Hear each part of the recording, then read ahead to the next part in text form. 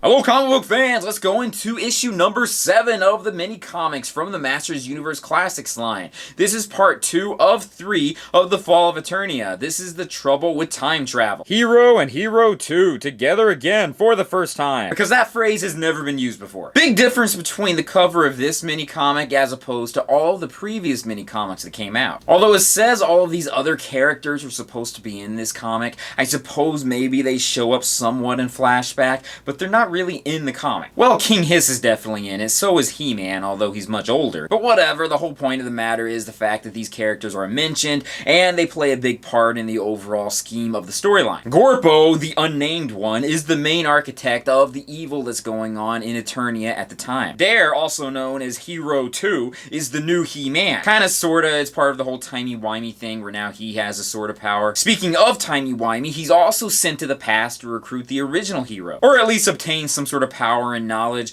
that can help him defeat Gorpo. The story has a lot of cool aspects to it, with the idea of having all of these different timelines of characters that have been introduced into the Masters Universe line. We also get the revelation of a couple different characters that were originally working for Skeletor. There's a full circle kind of feel to it, where we get some storyline elements that were introduced earlier, and is coming into play for this comic. It does feel like this could be a cool spin-off into a new toy line that could be introduced to the Masters Universe Classics. There's a lot of rumor to this. There is a possibility it could happen. Until I actually see it in stone, though, I'm not going to believe it. It could be something that could be introduced later, though. The comic is pretty awesome. It was done by Scott Neatlick. The artwork is done by Axel Jimenez, and he is such a phenomenal artist. I love his artwork. The ending leaves off on a huge cliffhanger that goes on into the next mini-comic, which luckily that was also included into the 2-pack where this mini-comic came from, which was part of the Laser Power He-Man and Skeletor. One little correction I do have to say is that young He-Man does appear in this at the very end. He gives an explanation of how his powers work. It seems more like it was a joke, but still I am actually happy they put him in there. I will be doing a mini-comic review on issue number 8, and that one will be the conclusion to the entire mini-comic classics line. So stay tuned for that, and I'll join you guys in another video very soon.